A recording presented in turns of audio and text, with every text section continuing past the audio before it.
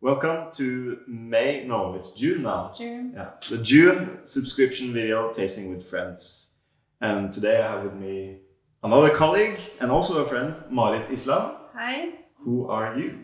I'm a roaster and a barista and a girl. Where do you work? Here. Oh, so roastery. Marit is actually one of the 3 people who roast coffee for our company. So when you're drinking this coffee, she might be the one who has roasted it. How many days do we roast per week? 2 now, yeah. 2 to 3. When we have subscriptions, we have an extra day. Yeah. Yeah, because it's a big day. Mm. And Marit is also responsible for the roastery, making sure that it's clean. Yes. How long have you been with us? 4 years now. 4 years. Yeah. That's not long enough. We know. Long terms in our company is like 8 years. Then it's a long time. Yeah, it's 4 more at least. At least, yes. Hopefully more. So today we're gonna taste some exciting coffees. I have to admit that it's actually the beginning of May for us when we're recording this, because I'm going to Brazil next week, and also from Brazil to Colombia to work on our farm for a couple of weeks. So by the time I can get back, we need to send these coffees out. But what is really cool is that these coffees arrived today.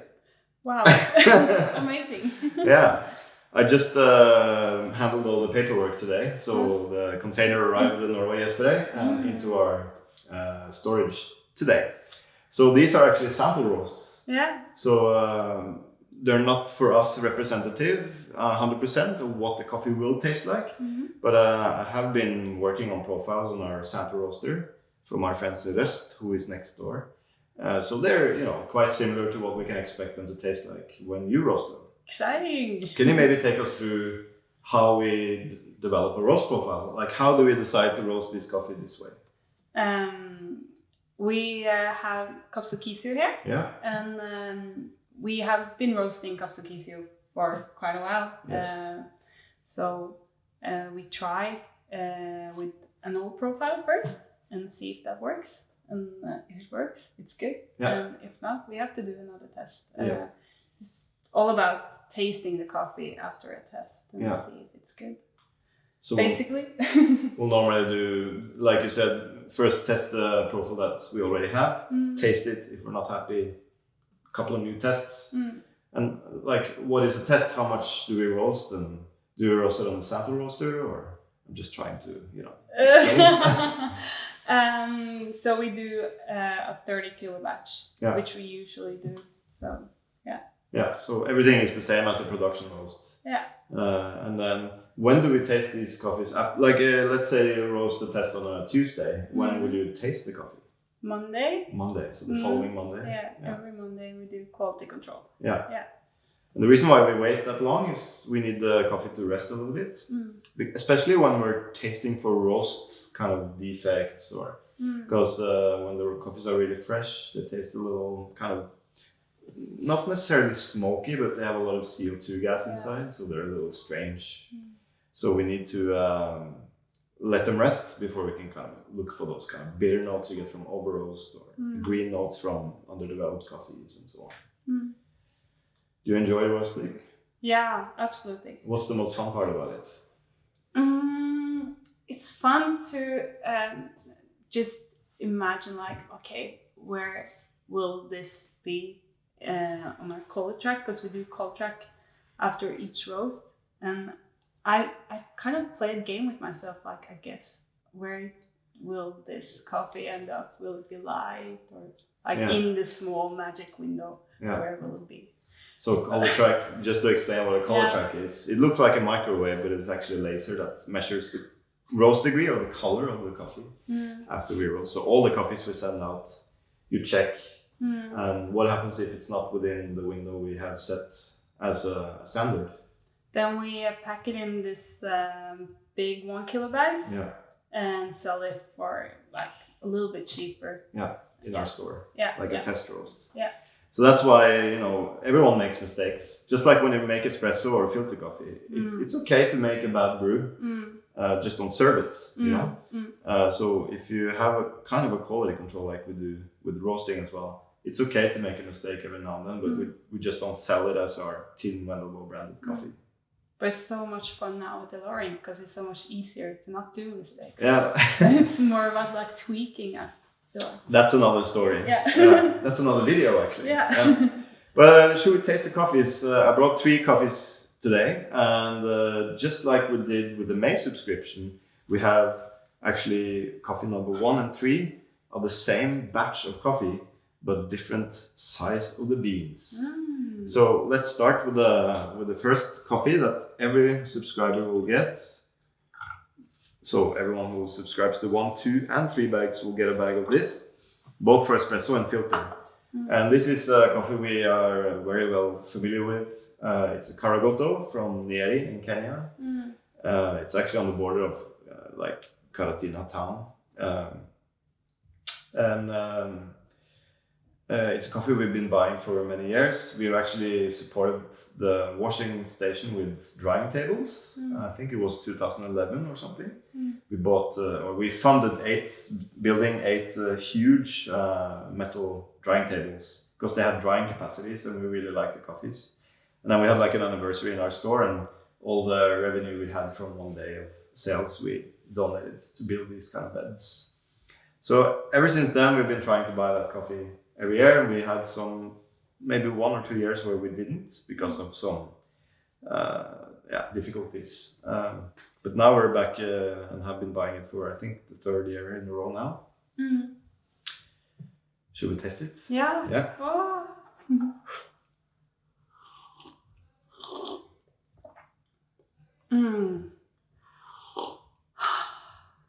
Happy time. Oh. This is the best time of the year. Yeah. May, June, July, because you have fresh crop Kenya coming in. And I wish we had the old crop to compare next to it, but it tastes fresher. For sure. So juicy. Yeah. Oh, it just melts in your mouth, like almost like butter. Yeah. What I really like about the Karogoto coffees in general, they're not too tart, so they have this kind of very sweet fruit flavor that is not too acidic or anything. What do you taste in this?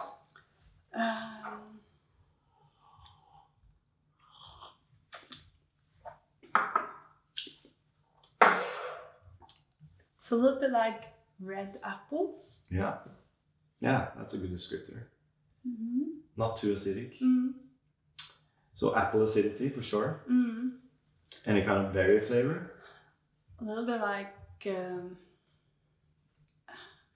black currants, but more like cooked. Yeah. It's not like... Yeah, it's not like this kind of really fresh acidic. Yeah, I can agree with that. Yeah, it's a bit like cooked berries or like heat-treated berries. In a good way. Yeah. Yeah, baked maybe. Yeah. Maybe some baked peaches or something like that. This kind of stone fruit thing. I don't know. Okay, so Karogoto, first bag, and it's the double A. Do you know what double A means? It's the screen size of the bean. Yeah. And this is 17. 17 and up. Up, yeah. I think it's 17, 18, maybe 19 even. If you look, I can't remember. Like I have it in my notes, but I just can't remember. But you can also get like the biggest beans, but then you have a lot of these defects where when you roast the coffee, the bean actually separates the inner. So you have this kind of shell, and then you have the inner, and they separate. And that's when you start getting a lot of kind of roasty flavor because you burn those kind of fragile shells. So double A is not the biggest you can get, but it's the kind of second biggest and probably the most popular and most expensive coffee in Kenya, in terms of quality at least. Yeah. Yes. So that's the double A from Karogoto. We will also, maybe we should do that straight away. So that's for everyone who subscribed to 1 bag. And we're going to send out, for those of you who subscribe to 3 bags, we're going to send out the same coffee, but a peaberry. What is a peaberry? It's a small berry. It's when it's one bean inside a cherry. Yes. You can actually find 2 beans inside the same cherry, but still one is a peaberry, but the other part will just be like a little flat, undeveloped thing, like just organic material. So, and people normally said that the peaberry only grow on the tip of the branch, but this is not true. It grows throughout the tree, in my experience at least, and then you can see them because the cherries are a little bit smaller. And it's just when the plant kind of discriminates, because the bean is a seed, so if there's 2 seeds in the cherry and the plant doesn't have enough energy or for whatever reason, it just develops one. Yeah. So what's cool about the peaberry is that it's a round shape, so theoretically it should be easier to develop in a roast in comparison to like an oval top and then a flat bottom. I'm not so sure whether it's true or not, but in my experience, you have a little bit more intensity, especially in the mouthfeel and sometimes acidity. Should we maybe taste and compare? Yeah. I'll give you some of the double A as well.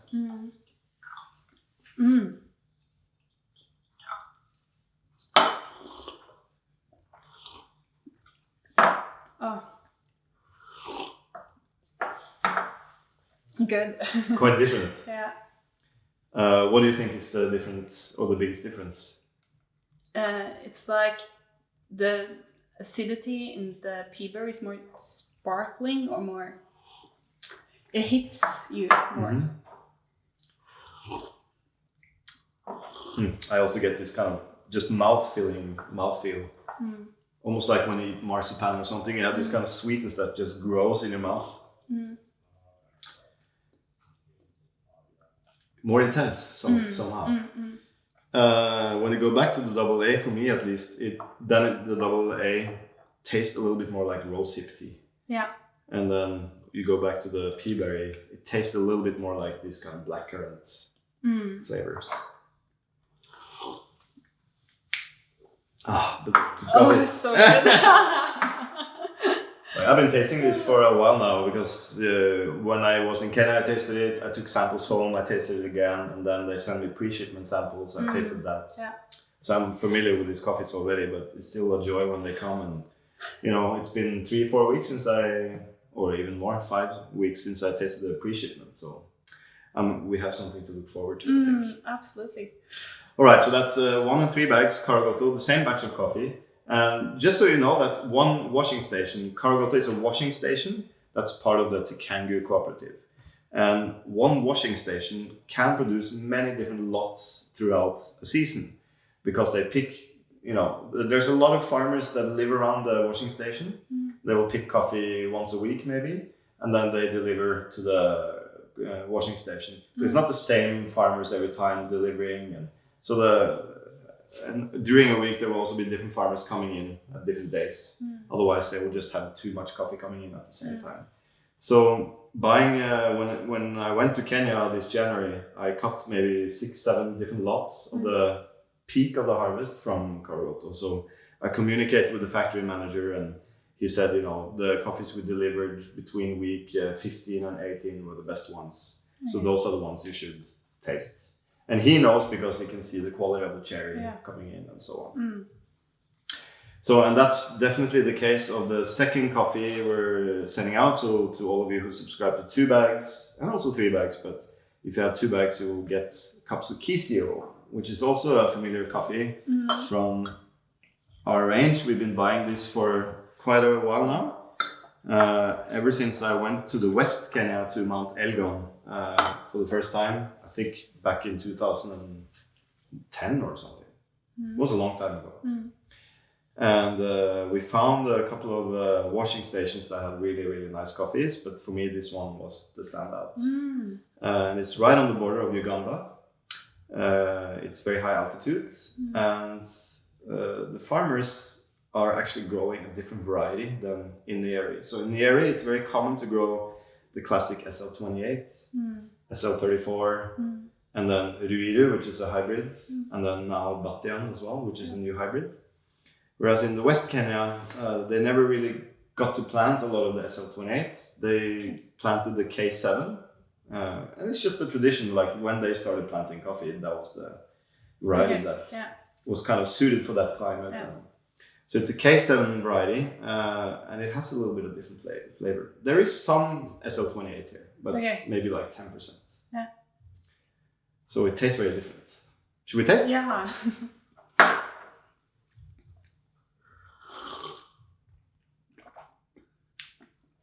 Oh man. So delicious. And very different from Karogoto as well. Absolutely. Oh. So soft. What's your favorite thing about this coffee? In a way, it's kind of nostalgic for me because it was one of the first coffees that I had at your coffee shop. Nice. So, bring back some good memories. I also like that it's different from the other like Kenyans that we usually buy. Yeah. It stands out in another way. Yeah.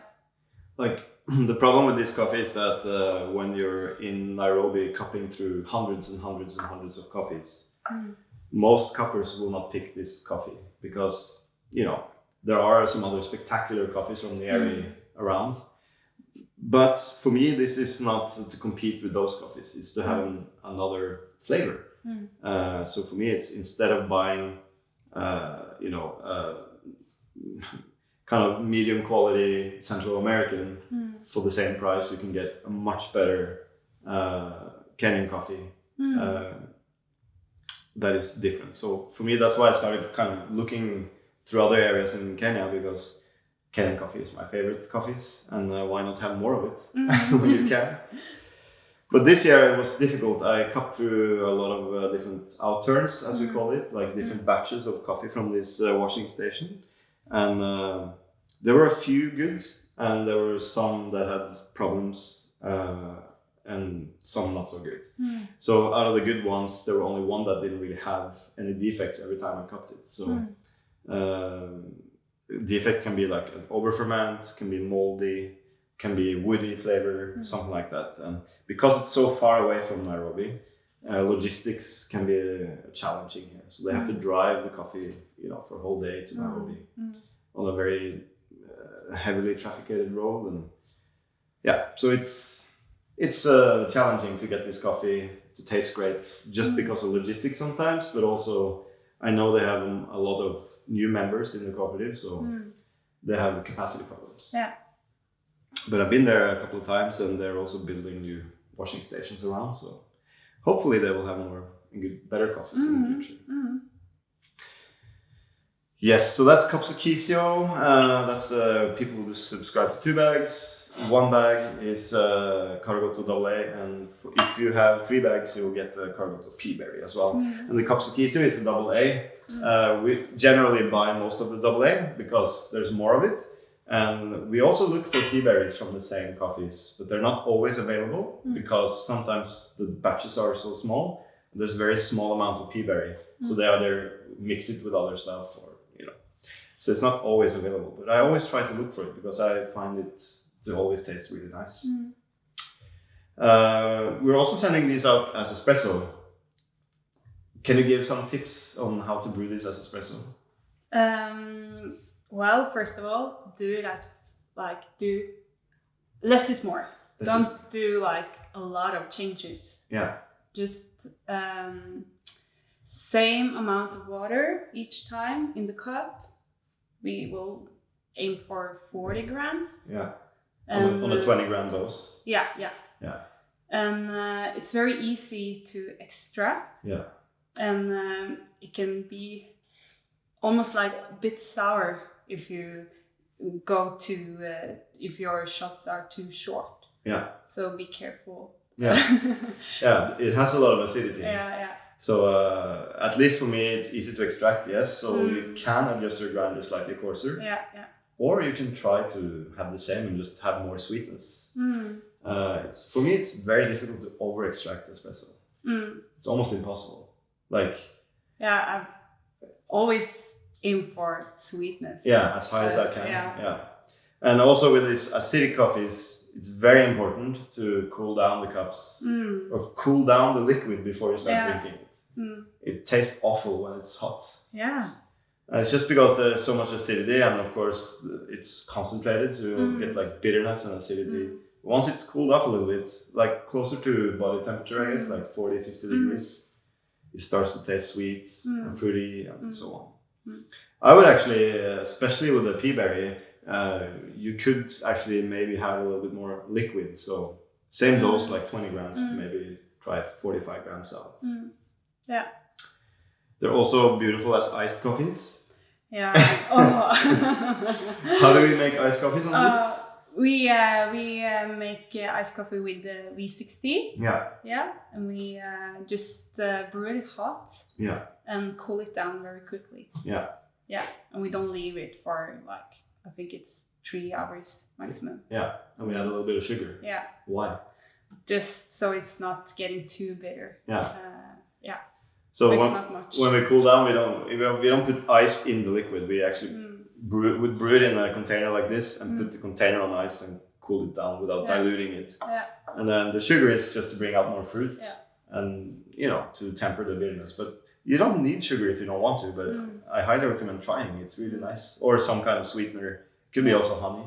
Yeah. Could be whatever you prefer. But we have a tutorial, a video on our YouTube channel that you could check out where I make iced coffees. I think it's like 2-3 years old, so I look a lot younger. Anything more we need to talk about? No.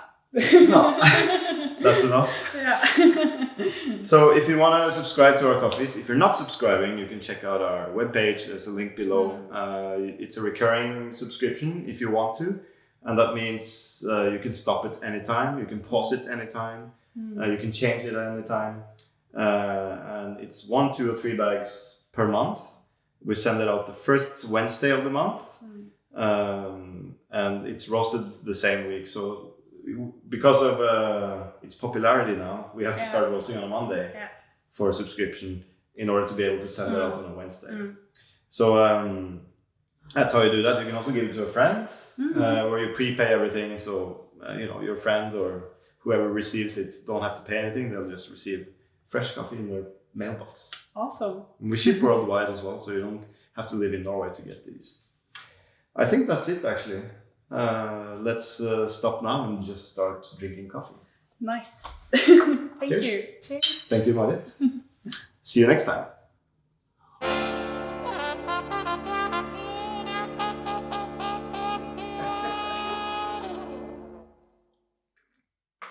Smakelig, Glenn.